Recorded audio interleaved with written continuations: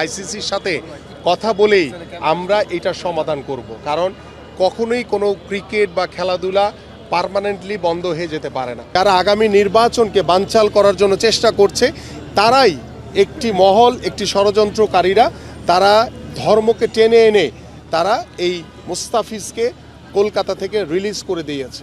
দেখেন, সবার আগে হচ্ছে আমার বাংলাদেশ, এবং সেই বাংলাদেশকে এবং বাংলাদেশের মর্যাদাকে ধরে রাখার জন্য এবং বাংলাদেশের খেলোয়াড়দের নিরাপত্তা নিশ্চিত না হওয়া পর্যন্ত আমার কাছে মনে হয় যে আমরা এই ধরনের খেলাগুলো থেকে আমাদের অবশ্যই বিরত থাকা উচিত। এবং আমরা একটি টুর্নামেন্টকে দিয়ে বাংলাদেশের ক্রিকেটকে বিবেচনা করলে হবে না।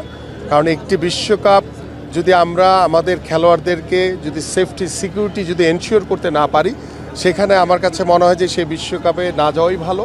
এবং সেখানে আমাদের একটি বিশ্বকাপকে দিয়ে বাংলাদেশের ক্রিকেটকে বিচার বিশ্লেষণ না করে আমরা কিভাবে আমাদের ক্রিকেটকে নিয়ে আমাদের ডোমেস্টিক বা আন্তর্জাতিকভাবে আমরা আরও কী করণীয় রয়েছে এবং আমাদের খেলোয়াড়দের জন্য কী করণীয় রয়েছে সেই বিষয়গুলো নিয়ে যদি আমরা চিন্তা ভাবনা করি, তাহলে মনে হয় আমরা এই যে সময়টি আমরা পার করছি, যে ক্রাইসিস খারাপ সময়টি পার করছি, সেটা আমরা খুব সহজেই পার করে ফেলতে পারবো ইনশাল্লাহ। দেখেন, আমরা প্রথম দিনই আমি বলেছি যে আলোচনার জন্য, এবং আমি প্রথমেই বলেছি যে ভারতীয় ক্রিকেট বোর্ড বা আইপিএলের সাথে যে আমাদের মুস্তাফিজের ইস্যুকে কেন্দ্র করে যে একটি দূরত্ব বা যে নিরাপত্তাহীনতার যে বিষয়টি সামনে চলে এসছে, আমার কাছে মনে হয় যে এটি আমরা আলোচনা করে যদি সমাধান করতে পারি তাহলে অবশ্যই একটি রাস্তা তৈরি হবে।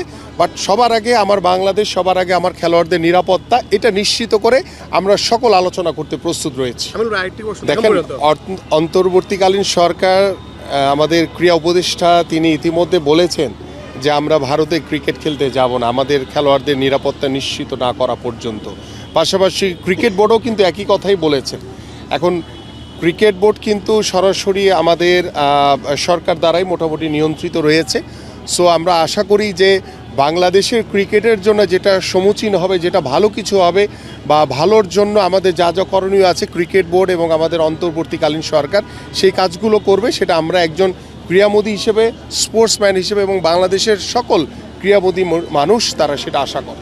দেখেন, আমি সবসময় একটি কথা বলেছি যে বিগত 17 বছর আমরা দেখেছি যে ওই স্বৈরাচার সরকার তারা বিভিন্ন জায়গায় হিন্দুদের উপরে মন্দিরে আগুন দিয়ে তারা সবসময় বিএনপির উপরে দোষ চাপিয়ে দিয়েছে। 5 তারিখের পরে কিন্তু সেটা প্রমাণিত হয়েছে যে বাংলাদেশ জাতীয়তাবাদী দল বিএনপি কখনোই আমাদের সেই হিন্দু ভাইদের উপরে কখনো জুলুম কিংবা নির্যাতন, কখনো খারাপ কিছু করেনি। যারা করেছে তারা কিন্তু দোষর ছিল, তারা কিন্তু দেশ ছেড়ে পালিয়েছে। এখন সেই ইস্যুটাকে তারা কেন্দ্র করে এখনও যারা কিছু দোষও রয়ে গেছে, যারা আগামী নির্বাচনকে বানচাল করার জন্য চেষ্টা করছে, তারাই একটি মহল, একটি ষড়যন্ত্রকারীরা, তারা ধর্মকে টেনে এনে তারা এই মুস্তাফিজকে কলকাতা থেকে রিলিজ করে দিয়েছে। এবং যেই নিরাপত্তাহীনতার যে ইস্যুটা চলে এসছে সামনে, এটা কিন্তু অন্যতম কারণ।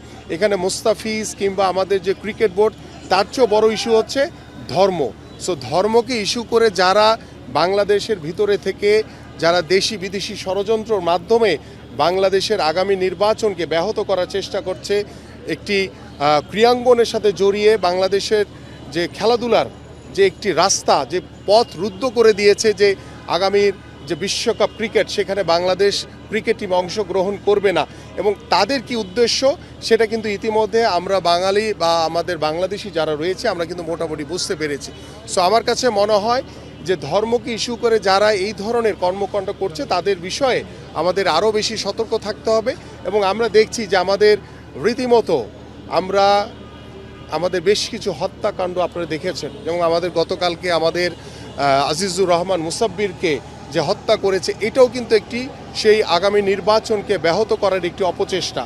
সো আমরা সতর্ক থাকবো সবাই, এবং আমরা আগামী নির্বাচনের মাধ্যমে, একটি অবাধ সুষ্ঠু নিরপেক্ষ নির্বাচনের মাধ্যমে আমরা একটি গণতান্ত্রিক বাংলাদেশ গড়ে তুলব, এবং সেই গণতান্ত্রিক বাংলাদেশের ক্রীড়াঙ্গন হবে শতভাগ স্বাধীন এবং উন্মুক্তভাবে আমরা সকলেই যাতে সেই ক্রিয়াগুলো আমরা উদযাপন করতে পারি। আমরা ইতিমধ্যে আমাদের মাননীয় ভারপ্রাপ্ত চেয়ারম্যান জনাব তারেক রহমান বলেছেন যে we have a plan. So সেই প্ল্যান মোতাবেক কিন্তু আমরা আগামীর বাংলাদেশের ক্রীড়াঙ্গনকে সাজানোর জন্য আমি প্রথমেই বলেছি যে আমরা খেলাধুলাকে পেশা হিসেবে প্রতিষ্ঠিত করতে চাই। আমরা আমাদের জাতীয় শিক্ষাক্রমে 4র্থ শ্রেণী থেকে খেলাধুলাকে বাধ্যতামূলক করতে চাই। তার মানে কি যে বাংলাদেশের ইতিহাসে যেটা হয়নি আমরা সেই পরিকল্পনাগুলো করেছি এবং সেই পরিকল্পনা আমরা শুধু বাস্তবায়নের অপেক্ষা রয়েছে এবং সেই বাস্তবায়নের জন্য আমাদের আগামীর যে ত্রয়োদশ জাতীয় সংসদ নির্বাচন হবে সেই নির্বাচনে বাংলাদেশ জাতীয়তাবাদী দল বিএনপি যদি নির্বাচিত হতে পারে তাহলে ইনশাল্লাহ আমরা সেই কাজগুলো বাস্তবায়ন করব। দেখেন আমরা দেশের ক্রীড়াঙ্গন দেশের ক্রিকেট বোদ্ধা যারা রয়েছেন আপনারা যারা ক্রীড়া সাংবাদিক রয়েছেন এবং আইসিসির সাথে কথা বলেই আমরা এটা সমাধান করব। কারণ কখনোই কোনো ক্রিকেট বা খেলাধুলা পার্মানেন্টলি বন্ধ হয়ে যেতে পারে না। হয়তোবা সাময়িক কিছু সমস্যা আমরা ফেস করব, বাট সেগুলোকে আমরা কাটিয়ে উঠে কীভাবে আগামীর ক্রীড়াঙ্গন বা আগামীর ক্রিকেটকে কিভাবে সচল করা যায় সব কিছুর মূল লক্ষ্য হচ্ছে আমার ক্রিকেট যাতে ক্ষতিগ্রস্ত না হয়, আমার খেলোয়াড়রা যাতে ক্ষতিগ্রস্ত না হয়। আমরা ক্রিকেট এবং খেলা আমরা প্রত্যেকটি মাঠে রাখতে চাই।